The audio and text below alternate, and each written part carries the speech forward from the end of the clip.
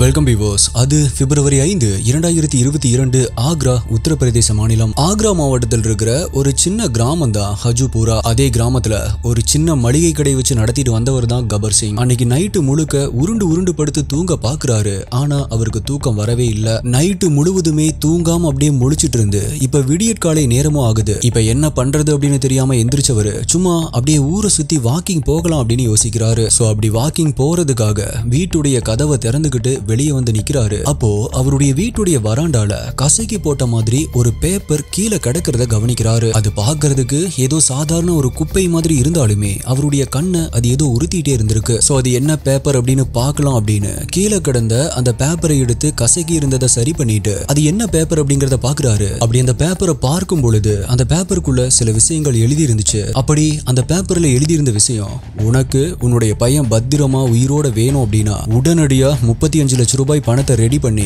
உன்னுடைய ஊர் எல்லையில் இருக்க பெட்ரோல் பம்பை தாண்டி ஒரு வேப்ப மரம் இருக்கும், அந்த மரத்துக்கு கீழே அந்த பணத்தை வச்சுட்டு போ, உன்னுடைய பையன் பத்திரமா வீடு வந்து சேருவான் அப்படின்னு எழுதி இருந்துச்சு. இத படிச்ச உடனே கபர் சிங்க்கு ஒரு நிமிஷம் அதிர்ச்சியா இருந்தாலுமே அடுத்த நிமிஷம் ஒரு நிம்மதி பெருமூச்சு விடுறாரு. என்ன ப்ரோ சொல்றீங்க? பையனை கடத்தி வச்சுட்டு காசு கேட்டு மிரட்டி ஒரு லெட்டர் வந்திருக்கு, அதை பார்த்து எப்படி ப்ரோ ஒரு அப்பாவுக்கு நிம்மதியா இருக்கும் அப்படின்னு நீங்க யோசிக்கிறது எனக்கு புரியுது. இல்ல ஒருவேளை அவருடைய பையன் வீட்டுக்குள்ள தூங்கிட்டு தான் இருக்கானா, அதனாலதான் அவர் நிம்மதி பெருமூச்சு விடுறாரா அப்படின்னு கேட்டா, இல்ல எஸ்டிஐ, அவருடைய பையன் உண்மையாவே கடத்தப்பட்டிருந்தான். ஆனா அவருடைய நிம்மதி பெருமூச்சுக்கு காரணம் பையனை யாரோ கடத்திட்டாங்க அப்படிங்கிற விஷயம் தெரிய வந்ததால இல்ல, தன்னுடைய பையன் இன்னுமே உயிரோட தான் இருக்கான் அப்படிங்கறத தெரிஞ்சதால கிடைச்ச நிம்மதி அது. எஸ், பிகாஸ் கபர் சிங் உடைய 9 வயது பையன் குல்தீப் சிங் காணாம போய் 12 நாட்கள் ஆகுது. 12 நாட்களா பையனுக்கு என்ன ஆச்சு ஏது ஆச்சு அப்படின்னு தெரியாம, பையன் உயிரோட தான் இருக்கானா இல்லையா அப்படின்னு கூட தெரியாம பித்து பிடிச்ச மாதிரி இருந்தவருக்கு அட்லீஸ்ட் பையன் உயிரோட தான் இருக்கான் அப்படிங்கிறது அந்த லெட்டர் மூலமா தெரிஞ்சு அவருக்கு ஒரு வகையான நிம்மதியை கொடுத்துச்சு. இப்போ உங்களுக்கு புரிஞ்சிருக்கும் அப்படின்னு நினைக்கிறேன் ஏன் எதனால அவர் நைட்டு முழுவதுமே தூங்காம இருந்தார் அப்படிங்கிறது. சோ இதுக்கப்புறமா இந்த கேஸ்ல என்ன ஆச்சு, கபர் சிங்க்கு அவருடைய பையன் உயிரோட கிடைச்சானா இல்லையா, யாரு அவருடைய பையனை கடத்தினாங்க, பையனை கடத்தினவங்களோட மோட்டிவ் வெறும் காசு தானா இல்ல அதுக்கு பின்னாடி வேற ஏதாவது காரணம் இருக்கா அப்படிங்கிற ரொம்பவே ஷாக்கிங்கான ஒரு கேஸை பத்தி தான் இன்னைக்கு வீடியோல நம்ம டீகோட் பண்ண போறோம். நீங்க பார்த்துட்டு இருக்கிறது சரவணன் டீகோட்ஸ். நான் உங்கள் சரவணன். வாங்க இன்னைக்கு வீடியோக்குள்ள போலாம்.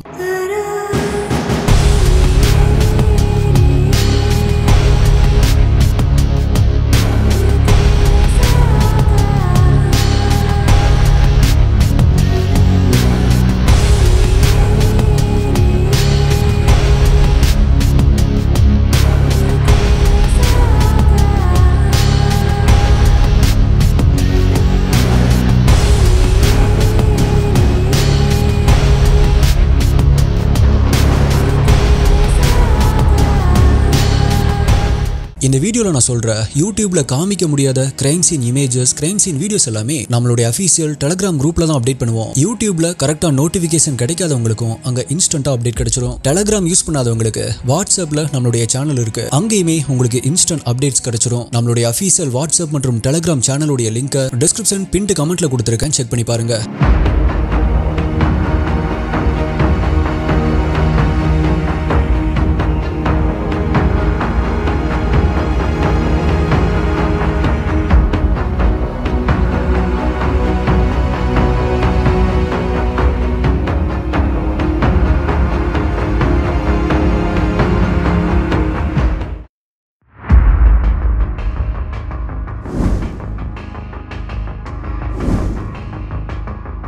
ஹஜூபூரா கிராமத்துல ஒரு மளிகை கடை வச்சு நடத்திட்டு ரொம்ப பெரிய வசதிகள் இல்ல அப்படின்னாலுமே கொஞ்சம் நல்ல வசதிகளோட தன்னுடைய மனைவி மற்றும் பையனோட ரொம்பவே சந்தோஷமான ஒரு வாழ்க்கை வாழ்ந்துட்டு வந்தவர் தான் கபர் சிங். அப்படி சந்தோஷமா போயிட்டு இருந்த வாழ்க்கையில யாருடைய கண்ணு பட்டுச்சோ, ஜனவரி 23, 2022 அன்னைக்கு இந்த கசப்பான சம்பவம் நடந்துச்சு. அன்னைக்கு அது ஒரு சண்டே அப்படிங்கறதால கபர் சிங்குடைய 9 வயது பையன் குல்தீப் சிங் தன்னுடைய ஃப்ரெண்ட்ஸோட விளையாடுறதுக்காக வெளியே போறான். வழக்கமா இப்படி ஃப்ரெண்ட்ஸோட விளையாட போறவன் சாயங்காலம் 6 மணிக்கெல்லாம் வீட்டுக்கு வந்துருவான். ஆனா அன்னைக்கு 6 மணி ஆகியுமே குல்தீப் வீடு திரும்பல. விளையாட போன பையன் எங்க போனா அப்படின்னு குல்தீப்புடைய அம்மா பக்கத்துல இருந்த அவனுடைய ஃப்ரெண்ட்ஸுடைய வீட்டுல போய் செக் பண்றாங்க. பட் அவனுடைய ஃப்ரெண்ட்ஸ் எல்லாருமே, தெரியலையா ஆண்டி, நாங்க எல்லாருமே அப்பவே விளையாண்டுட்டு கிளம்பிட்டோம், அவன் இன்னுமா வீட்டுக்கு வரல அப்படின்னு கேட்டிருக்காங்க. இந்த கேள்வி குல்தீப்புடைய அம்மாவுக்கு பதட்டத்தை அதிகமாக்க ஆரம்பிக்குது. இப்ப தன்னுடைய கணவரான கபர் சிங்க்கு போன் பண்ணி நடந்த விஷயத்த சொல்றாங்க. உடனடியா பதறி போன அவருமே கடையில இருந்து கிளம்பி வீட்டுக்கு வந்து அக்கம் பக்கத்துல எல்லா இடங்களையுமே தேடி பாக்குறாரு. பட் எங்க தேடியுமே குல்தீப் கிடைக்கல. அது ஒரு சின்ன கிராமம் தான் அப்படிங்கறதால இந்த விஷயம் ஊர் மக்களுக்கு தெரிஞ்சு அன்னைக்கு நைட்டு முழுக்கவே கிராம மக்கள் எல்லாருமே சேர்ந்து குல்தீப்ப ஊர் முழுக்கவே தேடி பாக்குறாங்க. பட் நைட்டு முழுக்க தேடியுமே குல்தீப் கிடைக்காததால அடுத்த நாள் காலையில போலீஸ் ஸ்டேஷனுக்கு போய் அவருடைய பையன் மிஸ்ஸிங் அப்படின்னு ஒரு கம்ப்ளைண்ட் கொடுக்கறாரு கபர் சிங். கம்ப்ளைண்ட்டை வாங்கிட்டு அவங்களுடைய இனிஷியல் இன்வெஸ்டிகேஷனை தொடங்கின போலீஸ்க்கு இந்த கேஸ்ல பெருசா எந்த ஒரு துப்புமே கிடைக்காம தண்ணியில போட்ட கல்லு மாதிரி கேஸ் மூவ் ஆகாம அப்படியே நிக்குது. மேலும் அதே நேரத்துல யூபியுடைய சட்டமன்ற தேர்தல் நடக்க இருந்ததால போலீஸ் எல்லாருமே எலெக்ஷன் டியூட்டில பிஸியா இருந்தாங்க. அதனால இந்த கேஸ்ல பெருசா கவனம் செலுத்த முடியாம இருந்திருக்காங்க. இப்ப குல்தீப் சிங் காணாம போய் கிட்டத்தட்ட ஒரு வாரம் ஆகுது. பையன் உயிரோட இருக்கானா இல்லையா அப்படின்னு தெரியாம அவங்க குடும்பமே சோகத்துல மூழ்கி போய் இருந்துச்சு.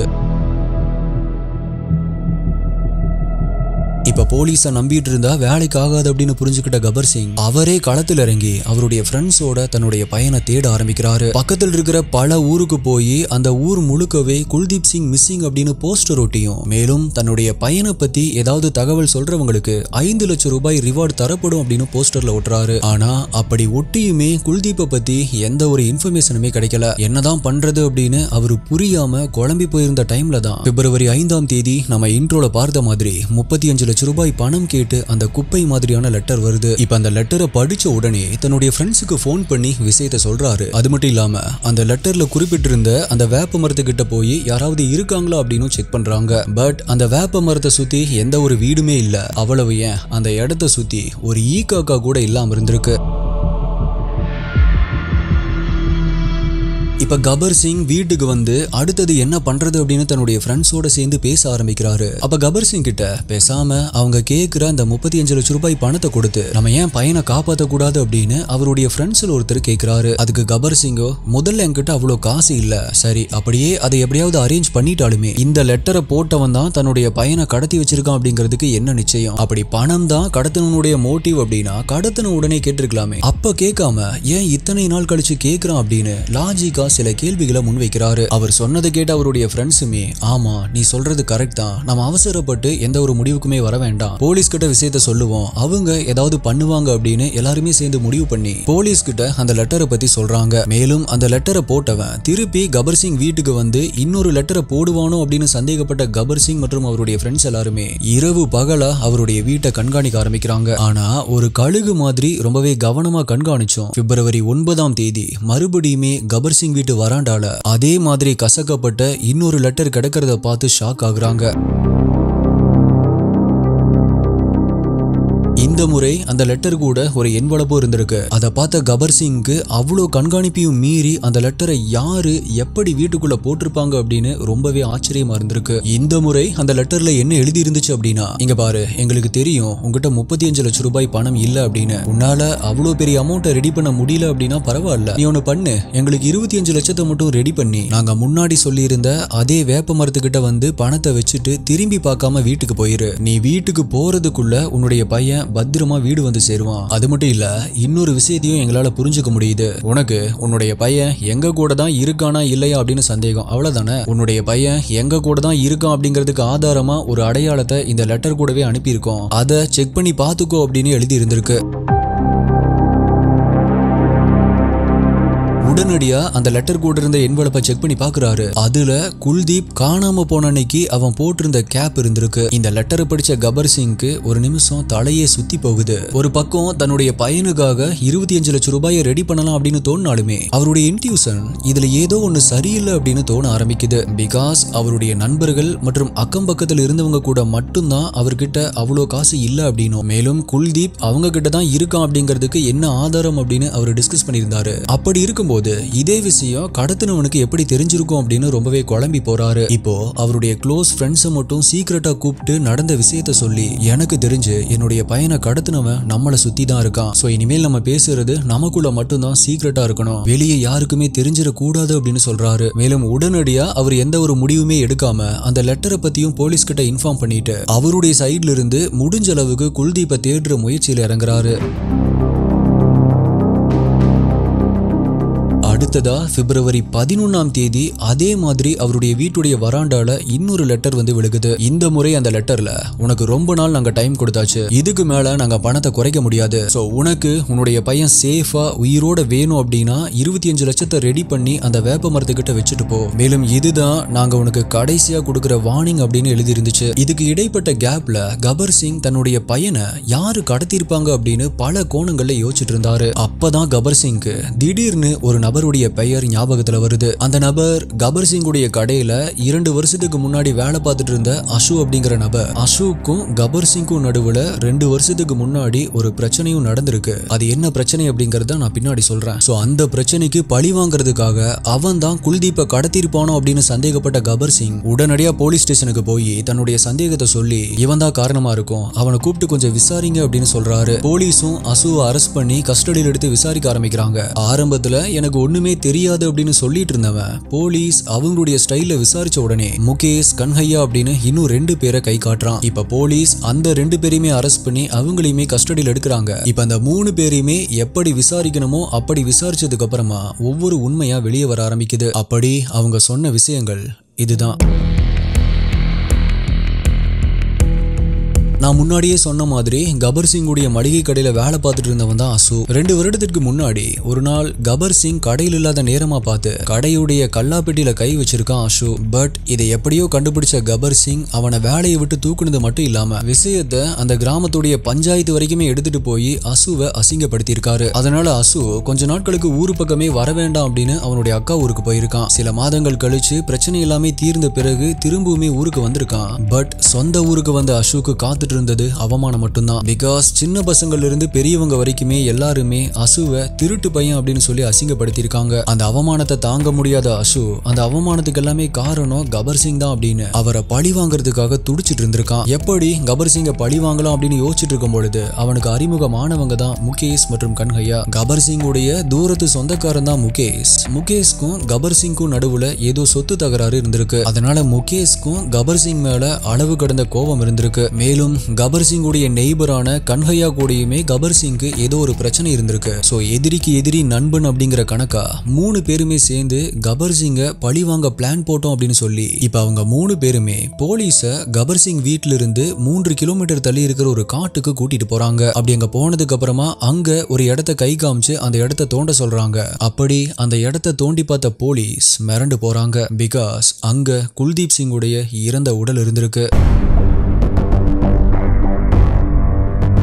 அப்படி தோண்டி எடுக்கப்பட்ட குல்தீப்புடைய உடலை பார்க்கும்போது குல்தீப்பை இப்ப கொலை செஞ்ச மாதிரி இல்ல, குல்தீப் இறந்து 10 அல்லது 15 நாட்கள் ஆன மாதிரி இருந்திருக்கு. பிகாஸ் குல்தீப்புடைய உடல் ஆல்ரெடி ரொம்பவே அழுகிய நிலைமையில இருந்திருக்கு. அப்பதான் போலீஸ்க்கு தெரிய வந்திருக்கு அவங்க 3 பேருமே குல்தீப்பை கடத்தின அன்னைக்கு, அதாவது ஜனவரி 23, 2022 அன்னைக்கு அவனை கொலை பண்ணிருக்காங்க அப்படின்னு. ஒரு பாவமும் அறியாத கபர் சிங் உடைய 9 வயது மகனான குல்தீப்பை ஜனவரி 23ஆம் தேதி விளையாட போயிட்டு வீட்டுக்கு வந்துட்டு இருக்கும் பொழுது யாருமே பார்க்காத சமயமா கிட்னாப் பண்ணி பக்கத்துல இருந்த காட்டுக்குள்ள தூக்கிட்டு போய் அவனுடைய பழி வாங்குற வெறிய குல்தீப்புடைய கழுத்தை நெரிச்சு தீத்துக்கிறானுங்க. அதுல நம்ம எதுக்கு சாகுறோம் அப்படின்னு கூட தெரியாம துடிக்க துடிக்க குல்தீப் இறந்து போயிருக்கான். அப்படி குல்தீப் இறந்ததுக்கு அப்புறமா அங்கேயே ஒரு குழியை தோண்டி புதைச்சிருக்கானுங்க. அதே மாதிரி ஆரம்பத்துல கபர் சிங் கிட்ட இருந்து பணம் வாங்குறது அவனுடைய பிளான்லயே இல்ல. பட் கபர் சிங் குல்தீப்பை பத்தி இன்ஃபர்மேஷன் கொடுக்கறவங்களுக்கு 5 லட்சம் ரூபாய் ரிவார்ட் தரப்படும் அப்படின்னு எப்ப ஒரு போஸ்டரை ஒட்டுனாரோ அப்பதான் அந்த 3 பேருக்குமே இன்ஃபர்மேஷன் கொடுக்கறவங்களுக்கே 5 லட்சம் தரான் அப்படின்னா அப்ப கடத்தினவங்களுக்கு எவ்வளவு தருவான் அப்படிங்கிற எண்ணம் வந்திருக்கு. சோ அந்த சந்தர்ப்பத்தை யூஸ் பண்ணி காசு பார்க்கலாம் அப்படின்னு யோசிச்சவனுங்க கபர் சிங் கிட்ட பணம் கேட்டு மிரட்டி அந்த லெட்டரை அவருடைய வீட்டுல போட்டிருக்கானுங்க. கன்ஹையாவுடைய வீடு கபர் சிங்குடைய வீட்டுக்கு பக்கத்துல இருக்கிறதுனால அவனுடைய வீட்டுல இருந்தே ஈஸியா கபர் சிங்குடைய வீட்டுடைய வராண்டால அந்த லெட்டரை தூக்கி போட முடிஞ்சிருக்கு. அதனாலதான் அந்த லெட்டர் ஒவ்வொரு முறையுமே கசக்கி ஒரு பேப்பர் பால் மாதிரி தூக்கி போடப்பட்டிருக்கு. ஆல்சோ இதனாலதான் அவ்வளோ கண்காணிப்பு இருந்துமே யார் லெட்டரை போடுறாங்க அப்படிங்கிற விஷயத்த கபர் சிங்கால கண்டுபிடிக்க முடியாம இருந்திருக்கு. மேலும் குல்தீப் அவங்க கிட்ட தான் இருக்கிறானா அப்படின்னு அப்படின்னு சந்தேகப்படுறத தெரிஞ்சுக்கிட்டு குல்தீப்பை புதைச்ச இடத்தை தோண்டி அவன் மாட்டியிருந்த கேப்பை மட்டும் எடுத்துட்டு அந்த இடத்த மறுபடியுமே மண்ணு போட்டு மூடிட்டு கபர் சிங்க்கு குல்தீப் அவங்க கிட்ட தான் இருக்கான் அப்படிங்கிறதுக்கான ஆதாரமா அந்த கேப்பை மட்டும் அனுப்பி வச்சிருக்காங்க. இப்படி நடந்த எல்லா விஷயத்தையுமே அவங்களே கன்ஃபர்ஸ் பண்ணிட்டதால போலீஸ் அவங்களை அரெஸ்ட் பண்ணி சார்ஜ் ஷீட் ஃபைல் பண்ணி கோர்ட்ல ஆஜர்படுத்துறாங்க. கோர்ட்ல இந்த கேஸ் இன்னுமே நடந்துட்டு தான் இருக்கு. ஜட்ஜ்மெண்ட் இன்னுமே வரல. So my dear STA head investigators, அசு மற்றும் அவனுடைய கூட்டாளிங்க தவறான பாதையில போய் அவங்களுடைய வாழ்க்கையை கெடுத்துக்கிறது மட்டும் இல்லாம சுத்தி இருக்கிறவங்களுடைய வாழ்க்கையுமே கெடுத்திருக்கானுங்க.